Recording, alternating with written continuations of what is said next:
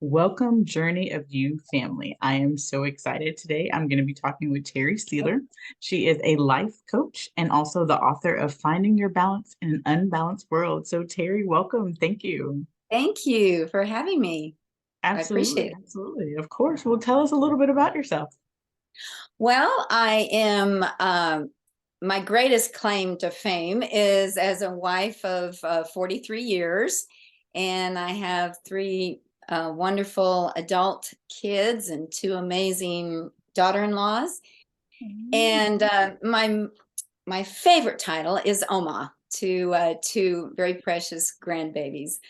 I'm a former worship pastor and also worked as a teacher for many years. And yeah, and now currently working in a little different area I that love it. God's I called love me it. to. Well, let's go a little bit deeper in that because you said now you're in a different area. Tell us a little bit about your journey and how you even discovered the area you should be in or that you most desire to be in. Absolutely. Oh, goodness. My journey begins probably way back when I was 5 years old, and my dad stood me on a chair to sing. He was a minister, a pastor, and I remember standing up on that chair and singing my heart out to the church. And that's when it began because God put something in my heart to want to work in ministry and in music. Mhm. So I was able to do that for about 8 years in a high school setting. I actually worked in music a lot longer than that, but in a high school setting, I was a music teacher and for these kids, and had the great privilege of taking them around in the spring, my chorale, around in the spring to different churches and doing ministry. So God was really feeling a passion in me that I loved. But I am a perfectionist, and that is not an easy thing. If any of you listeners out there are perfectionists, you know exactly what I'm talking about, but it's not an easy thing to live with. And I allowed it to kind of screw with my priorities. And my job really took first dibs there. And my life began to get out of balance. And I began to realize that my health was suffering, my relationships, just everything was beginning to kind of like dominoes, one goes down and the other. And so it was probably about 5 years into my teaching, which I loved and had such a passion for, that I began to wake up in the middle of the night with panic attacks. And I got through that year and realized I believe I am heading for burnout here. So I had a talk with my administration, and my administration was so wonderful, and they worked with me and attempted to relieve a few things. But needless to say, I did reach that burnout. And because my passion was so deep for the ministry and for what I was doing with these kids, um, I limped along for a couple more years. I remember going into my classroom almost on a daily basis, into the inner room and just sobbing because I realized that I was losing something that I thought, you know, I was meant to do. And I didn't want to give it up, but I knew I couldn't keep going. And that's the thing with burnout. When you reach that burnout, it's it's something that you have to make a total change usually when it's come to that point. You can't keep going. So there I was, and I'm not someone that just likes to sit around. I like to do things. But here I am in my 50s now, late middle 50s, and faced with a totally opposite problem. Instead of too much to do, I have nothing to do. And that was a different kind of stress. That was a different kind of overwhelm for me.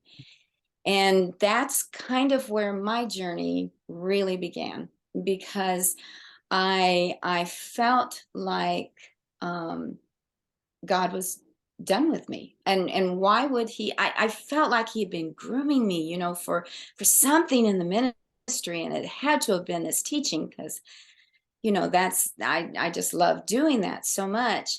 And it tapped into the gifts that I know he had given me. But all of a sudden, that, after 8 years of that, it's gone. And so many years it took to recover. And the thing with burnout is you don't, I don't believe that you completely always completely recover on those kinds of things. There was a panic that would always hit me anytime that the simplest of commitment would come my way. I would just, I mean, it could be something as simple as bringing a dish to the church for somebody. And then I just all of a sudden feel like this, oh my goodness, somebody's depending on me for something. And I would begin to panic because I had just reached that top already. And that lasted for many years. So not only did I, not have any more work, but it affected me getting involved in my church, and getting involved in other areas of my life. And so anyways, God had me go back to school, believe it or not. In I had gotten my master's in worship and music after this time. And I didn't figure anybody was going to hire an old lady in that department, but God opened up something for me, and it was in North Carolina. And so I went up there, and the depression that I was feeling for not, doing anything, and feeling like there was any purpose, it just disappeared overnight. Again, I just had purpose in my life. I was doing something that I passionately felt like God had been grooming me for years. And Mhm. that was now working as a worship pastor. And my husband was going to be joining me up there, and moving and leaving everything he knew, and joining me up there after about 3 months of time. Well, that ended up, after about 3 months, God told me it's time to leave. And of course, there's not near enough time to be able to explain what brought me to that point. But that was the hardest thing I think I've ever done, is leaving something that I just knew God had groomed me for. And this was what my whole life, outside of my raising my kids, and keeping my home, this was, in the ministry, this was what he had for me. So I found myself once again in a state of feeling like my purpose was gone. But this was a lot heavier. This one, I felt I had disappointed God somehow. What did I do? I just, God, give me another chance. I know there will not be another opportunity at my age to do this without you opening something up. And that was the part of my journey that was the heaviest, but it was the most precious, because God and I, we just came to a whole new understanding. And it happened when I finally kind of had enough. And we're talking a few years here of struggle. And it happened when I told my husband one day. I said, honey, I just feel like God's done with me. I feel like he's just thrown me away. And then he had said, just before I told him this, just out of the blue, I had told him this, but just before that, he says to me, hey, honey, I watched this pastor, and he was talking about how we're all chosen chosen, for something. We're all chosen. And it was after that comment that I mentioned to him, I felt like God had just thrown me away. Well, one of the things, the things that happened after I lost my job left my job as a worship pastor, was that I could not go into a service, into a church, and make it through the praise time without just bawling. So it ended up that I just quit going. And this lasted for many years, actually, after that happened, um, where I just couldn't go and face it. It was just too painful to see where I desperately wanted to be. So, anyways, that day that we both said these comments to each other, he had talked me into going to a big mega church. So I sat there as I usually did, while everybody else stood and was praising. I just sat there involved. But I happened to look up on the screen, and up on the screen where the words were for the song, they had put a text down at the bottom, and the text said, um, "For I have chosen you and have not thrown you away." And I just sat there and bawled some more. And couldn't wait to get home to read the whole text. So I got home and I looked it up. It was Isaiah 41, 8 through 10. And this is how I read it. And I put my name in there because I heard my name. God did that for me. But as for you, Teri, my servant, my chosen one, my friend, I have called you back from the ends of the earth, which was Carolina, right? Saying, "You are my servant, for I have chosen you and will not throw you away. Don't be afraid, for I am with you. Don't be discouraged, for I am your God. I will strengthen you and help you. I will hold you up with my victorious right hand." And I can hardly read that without bawling every time I do. But I've never done a sermon without crying in that spot for sure. That was the turning point for me. I knew God was not done with me yet. And for anybody out there listening today that thinks they're too old, or that the time of life that they're in, that you can't do anything more, don't believe it. God has chosen you, and he will hold you up with his right hand, Mm. victorious right hand. But anyways, that what that did is it started me on a journey to say, okay, then what now, Lord? you know I'd love it to involve music, but what now? And so that actually, because I had mentioned earlier that my health had kind of been destroyed with all of this stuff, my Mhm. journey actually began searching for health Okay. and what I could do. And I came across this site that said health and wellness coach. That's it. I need to get a health and wellness coach. Maybe they can get my health back on track. Yeah. But then, as I was looking for that, I came across a site that taught you how to be a health and wellness coach. So then I thought, all right, well, maybe this is it, God. Maybe this is it. And a funny kind of side note here is my daughter was also looking for something Mm. to do, something that she felt like God was leading her to do. And so I had mentioned, "Hey, Christy, this is going to be the craziest thing. It's so off the wall, but I came across something on the internet the other day, and I was going to run it by you." And she said to me, "Was it being a health and wellness coach?" And I said, "Wait. This is really weird. Yes.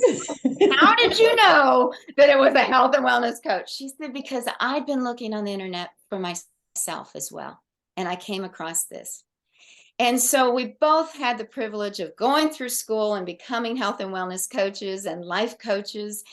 And she took one direction and I've taken another. And that's sort of how I ended up here with Being a life coach. I'm a life coach today for those that are overwhelmed, having a hard time finding balance in their life, who have maybe experienced burnout already.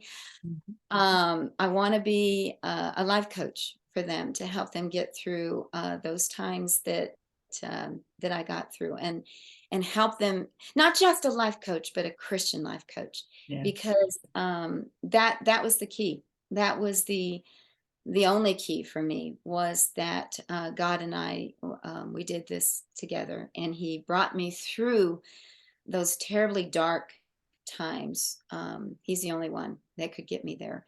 But now He's given me the great privilege of being a coach to help others, let them know that He'll be there for them as well, and help them get through that. So, and as far as my music goes, I still am able to use that in some worship podcasts that I'm working on, and just different areas. So God is so good. He still taps into that passion and that ministry that I love so well. So, boy, I that love was it. a lot in in a nutshell there. It's really good to know because I wanted to know that, like you talked about starting even at 5 years old with that love for music and then being able to teach it, then reaching burnout, and then trying to figure out, well, where do I go from here? Then you had the opportunity to be a worship pastor, and it was like that door closed too. And it was like, well, now what? I think so many people can relate to that feeling of feeling like you've been thrown away, knowing that you have this gift and wanting to use it, but then God turning you a different way to use it in a different way, not exactly the way that you thought that He should that have. that is Like we know so better than Him. and that was the hardest thing to let go of, was Hmm. my ideal of what Yeah. I thought and how I thought God was going to use my gifts, Yeah. and my idea that this was the only way that to Hmm. do it, and that was my biggest struggle. And I have to be honest, that sometimes the devil, he knows our vulnerable parts, and sometimes, when I hear just a really um song that really touches me, I will end up in tears, missing very Yeah. badly the ability to lead that kind of worship. Um, but um, but He's so good, and He is day by day, filling that passion in another way. So Absolutely. And I know you talked about how your journey has had some different turning points and how it brought you to becoming now a coach, where you started with health and wellness and now you switched yeah, to life coach. Can you yeah. see in retrospect? I know the scripture says that God works everything out for our good. Can you see looking back how each part of that journey made you who you are today and why you had to go through some of those Absolutely. steps? Or what are kind of your aha moments or perspectives looking in retrospect? Absolutely. My aha moments are that God had to get rid of a lot of clutter in my Okay. life before He could bring me to the point that He has for me, and what He has for me to do right now. Hmm. There were insecurities in me that I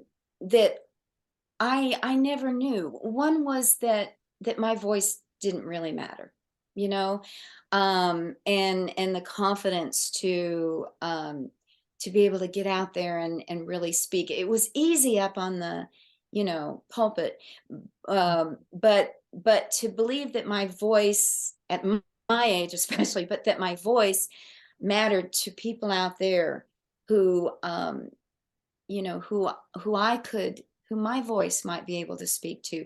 I didn't believe that. There were other beliefs that I had developed. So I think my aha moment was in those years when God was working with me on, different beliefs that I had, different lies that I believed, that He had to say, no, you are a child of God, Terry. And my confidence, I had no confidence, and especially after all of these things, and believing in who I really was. And so my aha moment was that, God told me, you are who I say you are. you Yes. know there's a beautiful song. I am who you say I am. Exactly. And so it all goes back to music. But Mhm. that's how he speaks to me. And he said, "You're you who I say you are," which is a beloved child of God that has a work to do for me.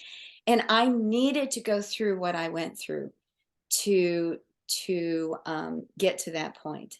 So my God's ability to change the way I think Mhm. was my aha moment. When I look back on it, it was like, I see all of these different things that you did in my life and these different twists and turns, and I see now how if I hadn't gone through those, you would have never been able to teach me what I needed to be taught, and been able to get rid of the emotional clutter that was keeping me from doing what you want me to do, which is one of those you mentioned at the beginning was writing a book.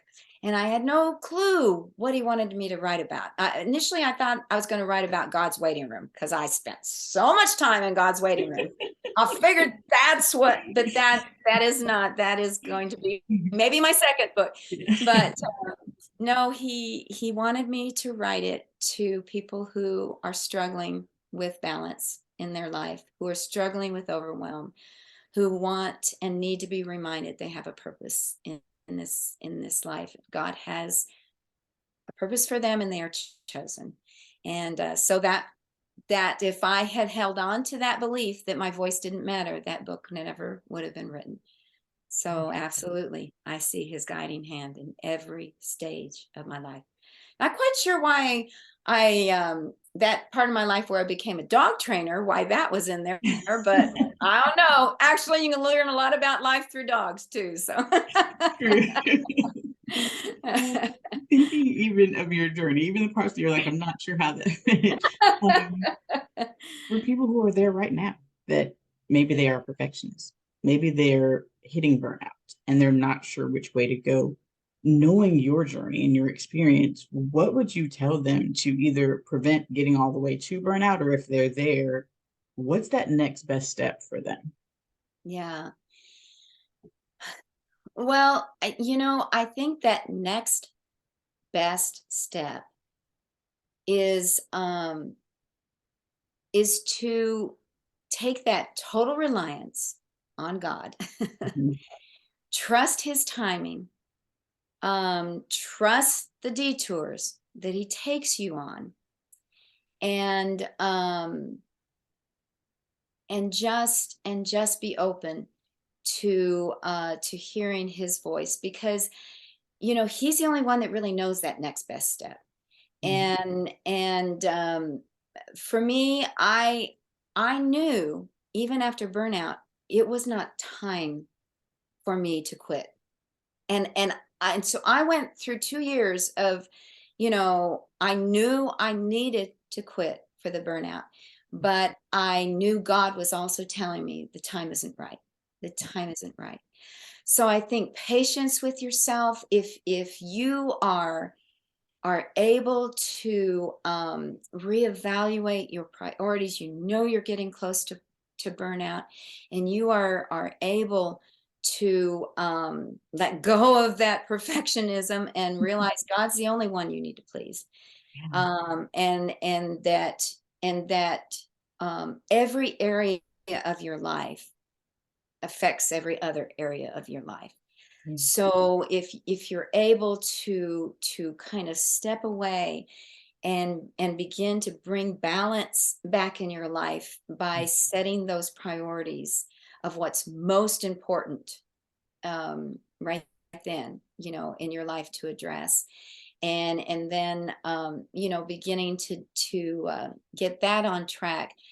I by the time I got to that point, it was too late. I already reached burnout. But you can see some symptoms.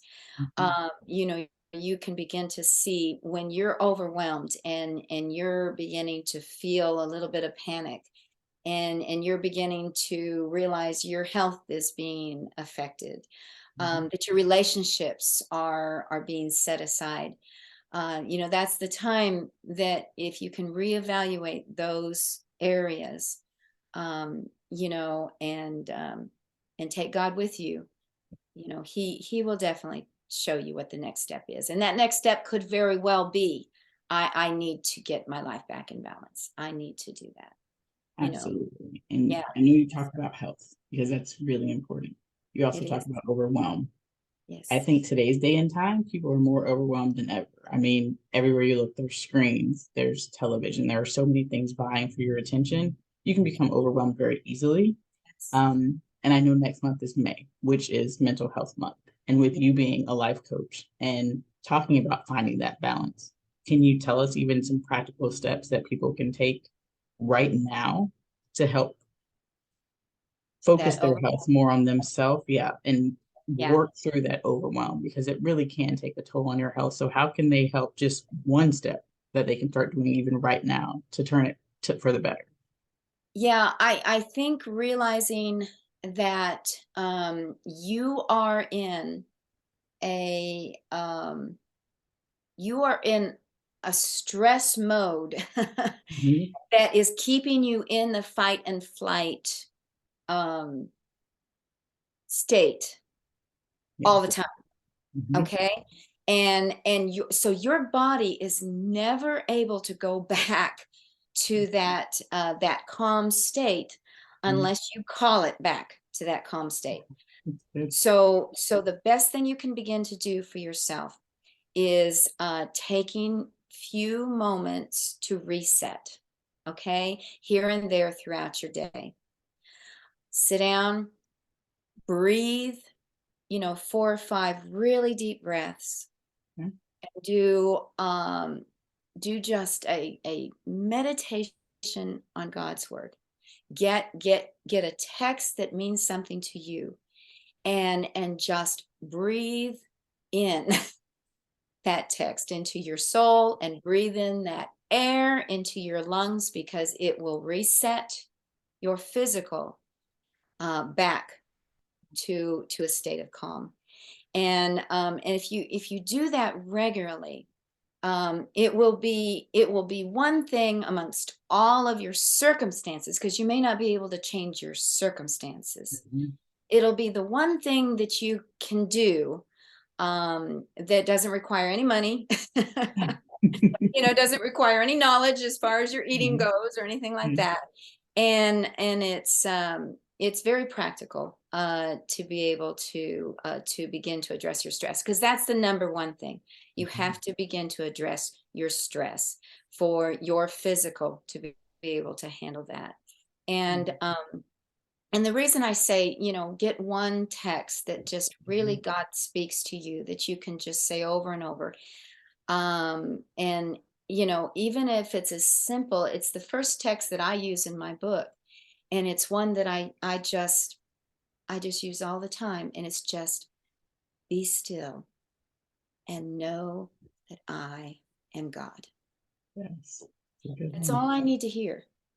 It takes care of whatever I'm about to face in my Mhm. day, because instantly I can say, okay, God, you're God. Yeah. I can't fix this. I can't do anything right now in this moment other than just stop, breathe, and remember that you're God. So Yeah. just whatever text you can get, and do that practical thing. Even when you wake up, start your day that way. Mhm. Take a couple just deep breaths in, and just reset your body to be able to be in that calm mode. And then anytime that you have something is coming ahead, you can do it again. Yeah. Absolutely. I love that. And Terry, for people who are listening that need to reset even right now in this moment, I would love for you to pray us out and just cover them in prayer that they are able to reset and find that one text that can keep them going, give them that hope that they need. Yes, absolutely. I would love to do that. Father in heaven, Lord, your children that are out there who are suffering right now. You know how overwhelmed they are. You know how they're desperately trying to find balance in their life. You know, God, how many times they've probably said, "Ah, I'm about to break. I'm about to break, Lord. Where do I go? What do I do? Father, I ask that right now in this moment, you will just wash over them your peace, that they will be able to get a visual in their mind of you wrapping your arms around them and saying to them, don't worry, my child. Don't worry. I am God and I will get you through this. I will show you the next step. Lord, thank you so much for loving us in this way. In your holy name we pray. Amen. Thank you so much, Terry. I greatly appreciate it. And I know that people want to stay connected. How else can they reach out to you? Yes. Well, like I said, I'm a life coach for the overwhelmed. And so they can find everything they need to find. I have a community actually Okay. that they can also tap into. Um, it's for specially created for the overwhelmed. And they can find all that information at a site called Chosen and then the number 4 purpose.org. Okay. And of course, I bet you can tell by my story where that name came from, huh? Chosen Definitely. for purpose. It's my story right there. And your scripture Anyway, too. that's right. That's right. I So love would it. love to touch base with anybody who would love to do that.